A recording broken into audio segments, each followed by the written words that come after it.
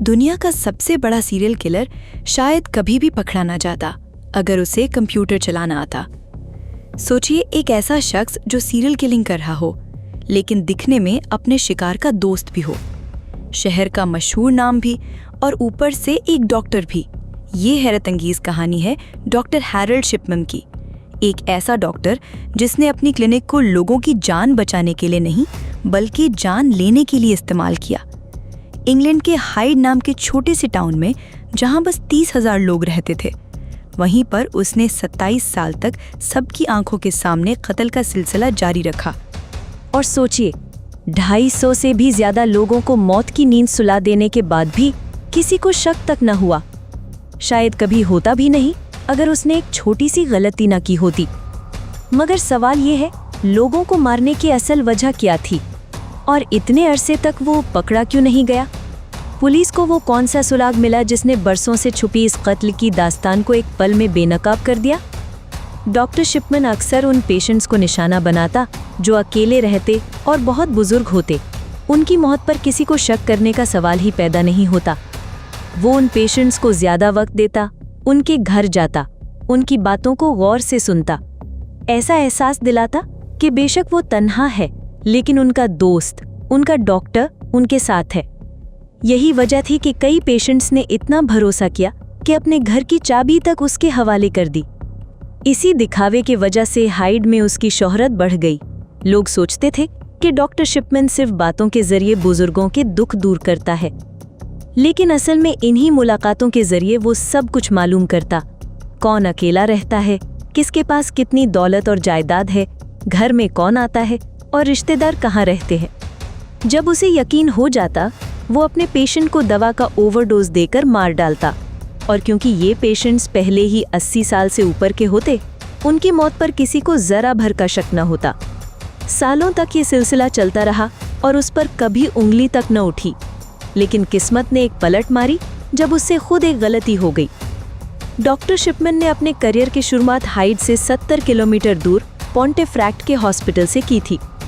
1974 में वहां से छोड़कर वो टॉडमोडन गया, जहां वो एब्राहम एंड मरोड मेडिकल सेंटर में जनरल प्रैक्टिशनर बन गया। मगर जल्द ही उसकी असली फितरत सामने आई। वो पेशेंट्स को पैथिडिन यानी नशावर पेन किलर बेपनाह प्रिस्क्राइब करता। असल में उसे खुद इस नशे की आदत थी। वो जानबूझकर दवा लिखता जबकि जरूरत भी ना होती। पेशेंट्स को लगता वो बेहतरी महसूस कर रहे हैं, लेकिन असल में वो नशे में डूबे होते। इस आदत ने उसकी शोहरत भी बिगाड़ी और पकड़ा भी गया। हॉस्पिटल एडमिनिस्ट्रेशन ने निकाल दिया, लाइसेंस कैंसिल होने तक बात पहुंच गई, लेकिन किसी तरह बच निकला। रिहैब सेंटर का थोड़ा वक्त गुजारकर 1977 में दोबारा हाइड आ गया और डॉनीब्रुक मेडिकल सेंटर में दोबारा जनरल प्रैक्टिशनर बन बैठा। 1980 से लेकर 1993 तक वो जीपी की सीट पर बैठा रहा। ना उसने नशा छोड़ा, ना मौका ढूंढकर बुजुर्ग पेशेंट्स का कत्ल करना। और जब 1993 में उसने अपनी खुद की क्लिनिक खोली, उसकी कत्ल की रफ्तार और बढ़ गई। सालों तक किसी को शक न हुआ, मगर मार्च 1998 में डॉक्टर लिंडा रेनल्ड्स, जो ब्रुक सर्जरी में डॉक्टर थीं, उसके मरे हुए पेशेंट्स की असाधारण तादाद देखकर शक में पड़ गई। सिर्फ 3 महीने में शिपमैन के 16 पेशेंट्स मर चुके थे, जबकि ब्रुक सर्जरी, जिसमें 3 गुना ज्यादा पेशेंट्स आते, वहां इसी अरसे में सिर्फ 14 मौतें हुई थी। यही फर्क सब कुछ कह रहा था। और शक और गहरा तब हुआ जब मालूम पड़ा कि शिपमैन के तमाम पेशेंट्स दफनाए नहीं गए बल्कि जलाए गए। लिंडा रेनल्ड्स ने तुरंत रिपोर्ट लिखी और मैनचेस्टर के करोनर तक भेजी।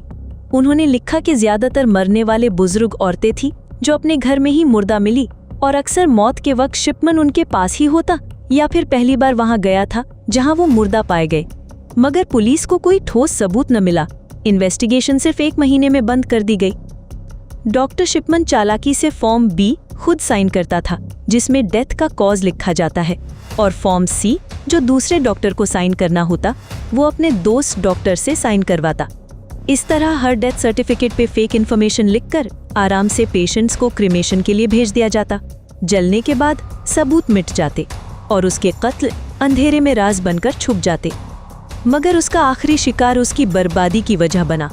24 जून 1998 को हाइड की फॉर्मर मेयर 81 ईयर की कैथलीन ग्रंडी अपने घर में मुर्दा मिली। और उनको जिंदा आखिरी दफा देखने वाला शख्स सिर्फ एक था, डॉक्टर शिपमैन। उसने डेथ सर्टिफिकेट पे साइन किया और वजह लिखी ओल्ड एज। मगर कैथलीन की बेटी एंजेला वुडरिफ, जो खुद एक वकील थी, उसे ये बात हजम न हुई। उसे अपनी माँ की एक वसीयत मिली जिसमें घर का नाम शिपमैन के लिए लिखा था। लेकिन सबसे बड़ी अजीब बात ये थी, उसकी माँ के 2 घर थे और वसीयत में सिर्फ एक का जिक्र था। एंजेला ने तुरंत पुलिस से राब्ता किया। कैथलीन ग्रंडी की बॉडी कब्र से निकालकर ऑटोप्सी के लिए भेजी गई और सबूत सामने आए। उनके जिस्म में डायामॉर्फिन यानी हेरोइन के ट्रेस मिले।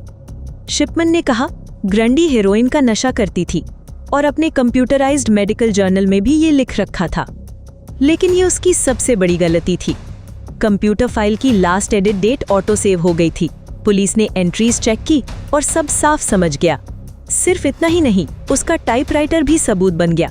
झूठी वसीयत उसी टाइपराइटर पर लिखी गई थी और उसमें डिफेक्टिव कैरेक्टर्स बिल्कुल वही थे जो वसीयत में मिसिंग थे। 7 सितंबर 1998 को हैरल्ड शिपमैन को अरेस्ट कर लिया गया। तब शहर के वो लोग भी सामने आए जिनके अपने शिपमैन के हाथों मर गए थे, मगर डॉक्टर के खौफ और शोहरत के आगे चुप रहे। पुलिस ने और 15 केसेस की जांच की। सब में एक ही पैटर्न था, डायामॉर्फिन का ओवरडोज, डेथ सर्टिफिकेट पे खुद का साइन और ओल्ड एज लिखकर सबूत जलवा देना। इंक्वायरी टीम ने 1975 से लेकर उसके अरेस्ट तक के तमाम केसेस दोबारा खोल दिए। Medical records, death certificates, families के इंटरव्यूज, सब कुछ देखा गया और नतीजा निकला, शिपमैन ने कम से कम 218 पेशेंट्स का कत्ल किया। लेकिन एक्सपर्ट कहते हैं असल नंबर 260 है और शायद उससे भी ज्यादा है। कोर्ट ने उसे 15 कत्लों के जुर्म में उम्र कैद सुनाई और जेल में 13 जनवरी 2004 को शिपमैन ने अपनी सेल में बेडशीट से फंदा बनाकर खुदकुशी कर ली। उसकी मौत के बाद जेल के एक साथी ने हैरानकुन इंकिशाफ किया कि शिपमैन ने मुझसे खुद कहा था उसने 508 लोगों का कत्ल किया है। लेकिन सवाल आज भी जिंदा है, उसने इतने कत्ल क्यों किए? क्या वो एक साइको था? क्या पैसा ही सब कुछ था? या अपनी माँ की मौत का जख्म? उसकी माँ कैंसर की पेशेंट थी और उनको मॉर्फिन पेन किलर दी जाती थी। एक्सपर्ट्स कहते हैं शायद शिपमैन अपने पेशेंट्स को भी वैसे ही देखना चाहता था, मॉर्फिन के नशे में धड़कन बंद होती हुई। ये वो राज है जो शायद कभी न खुले। उम्मीद है राजों के इस सफ़र में आपको वीडियो भी पसंद आई होगी। मिलते हैं अगले दिल दहला देने वाले राज में।